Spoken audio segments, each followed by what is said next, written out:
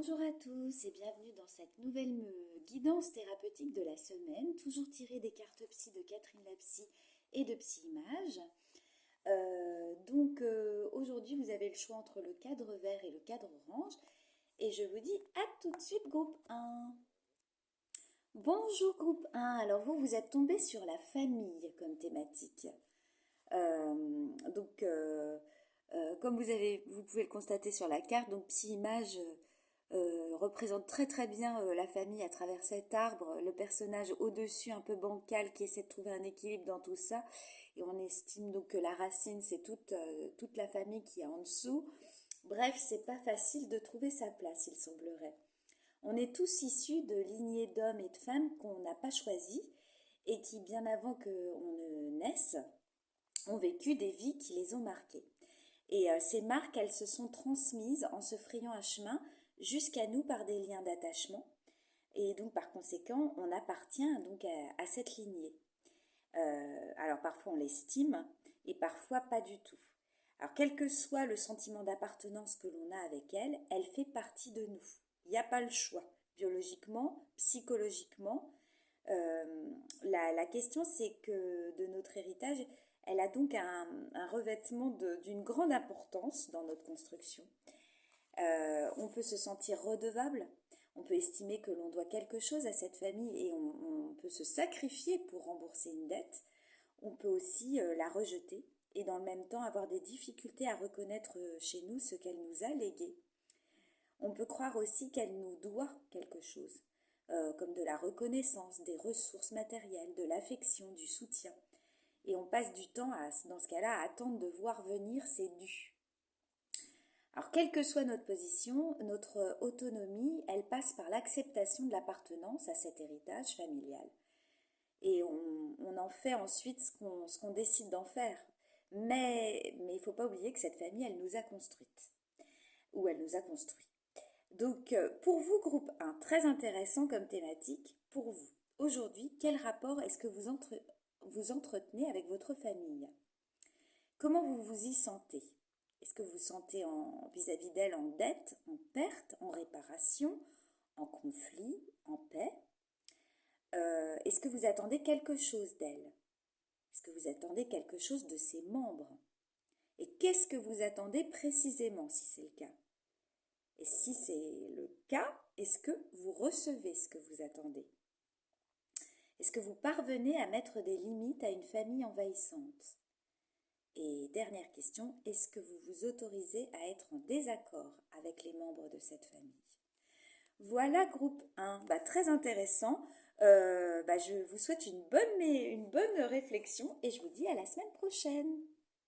Bonjour groupe 2, alors vous êtes tombé sur la thématique de l'argent. Alors c'est rigolo parce que dans cette illustration également, on a comme dans la précédente l'arbre qui est représenté, donc c'est assez intéressant. Sauf que là, le personnage, il se trouve dans les racines et il est prisonnier des racines. Et on peut dire qu'il y a l'utopie de tout ce que on imagine l'argent peut nous procurer, nous donner dans les branches et dans la verdure de cet arbre, dans tout ce qui est dans le haut de l'arbre. Donc voilà, c'est intéressant, je trouve que l'image de l'arbre c'est toujours très symbolique. L'argent c'est pas toujours ce que l'on croit, hein. Enfin du moins il peut véhiculer plus que du papier ou des chiffres sur un compte en banque. Certains en manquent, d'autres ne savent plus quoi en faire. Moi je suis pas du tout dans ce cas-là, je sais pas si c'est votre cas mais ça doit quand même être assez agréable. Parfois on en voudrait plus que son voisin, plus que son conjoint ou sa conjointe, ou bien on souhaite ne vivre qu'avec le strict minimum et ne pas s'encombrer. On met tous dans l'argent des choses personnelles. Alors il représente selon les uns et les autres notre valeur, il représente nos idéaux, il représente aussi nos besoins. Et dans notre société, l'argent, c'est plus plus du tout ce que ça a été dans le passé. Une simple monnaie d'échange qui servait à différer du troc. Aujourd'hui, dans beaucoup de cultures, notamment occidentales, l'argent sert aussi à montrer qui on est. Et il est donc devenu politique, il est psychologique. Malheureusement, cela ne nous conduit parfois, nous conduit parfois à une relation malsaine avec l'argent, et c'est-à-dire à une relation dans laquelle on se sent asservi.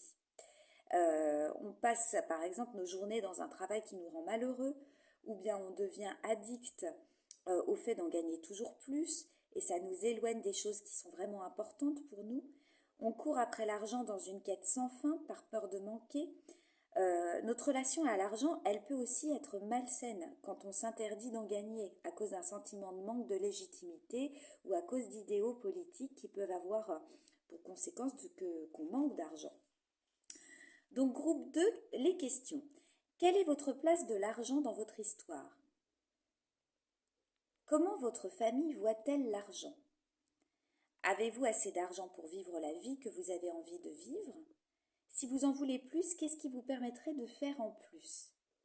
Est-ce qu'il s'agit d'un manque que vous auriez à combler, comme la consommation, reconnaissance, estime ou autre chose? Si vous aviez plus d'argent, quelle émotion vous ressentiriez? De la fierté, de l'invulnérabilité, de la honte, de la culpabilité, pardon. Est-ce facile pour vous de dépenser de l'argent ou pas? Pourquoi? Et pour en faire quoi? Voilà, groupe 2, c'est très intéressant. Je vous souhaite une bonne réflexion et je vous dis à la semaine prochaine.